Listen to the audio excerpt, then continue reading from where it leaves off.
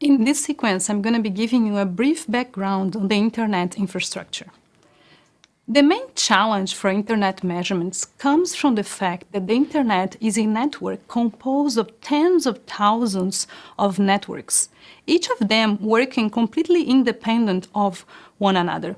So we are often trying to measure things that are happening outside, away from the networks, the parts of networks that we control. So each of these individual networks, we call them autonomous systems, or AS for short, and you'll be using this terminology in the rest of this course.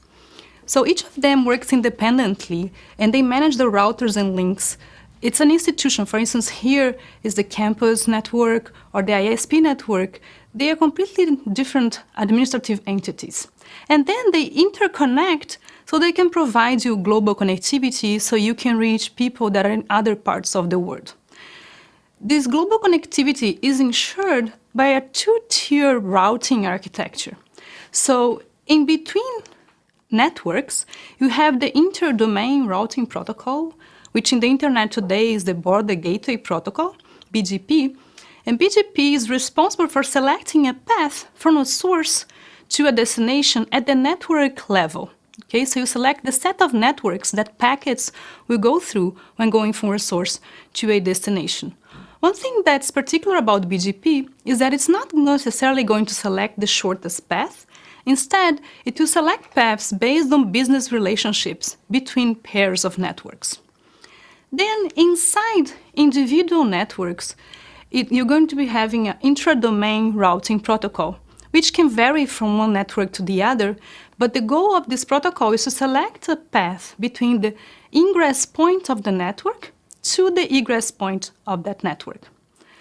So this picture here, you can see, is fairly simple. I'm putting links as these simple lines, but in reality, the internet technology is more complex than this.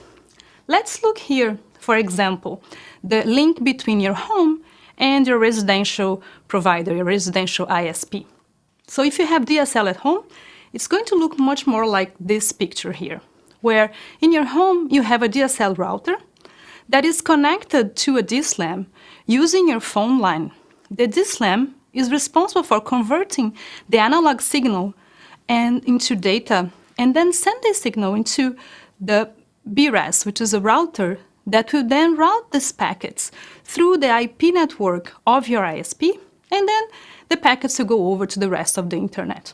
So this is just one example, access technology. There are many others, and each of them is going to be implemented differently. So these links can become really fairly complex.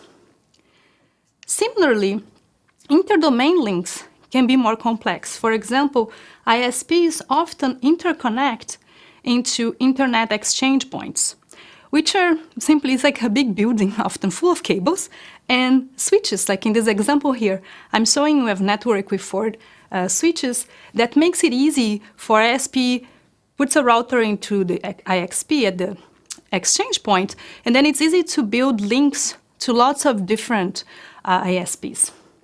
Of course, they might also do private peering. In this case, it will be a point-to-point link. It will be a direct interconnect. So in this class, we are focusing mostly on measurements at the IP layer and above. Okay, so from the examples I just gave you, I won't be able to know that the link from my home into my residential provider is composed of the DSLAM and BRAS and all the details that happen at the layer 2 and physical layer. Okay, similarly, we won't be interested in the fact that the ISPs are connected through a switched network. Okay? Another issue that we won't be able to see very much here is siloed networks. For example, here, the home network and the enterprise network in this picture, they are connected to the internet, but they are private in the sense that from a host connected to the public internet, I won't be able to probe these parts of the network. So we are focusing here mostly on the measurements of the public parts of the internet. Of course, all the techniques we are discussing here, they still can be used inside, for instance, the enterprise network. If you have a host that is connected to this enterprise network, you can still use the same methods.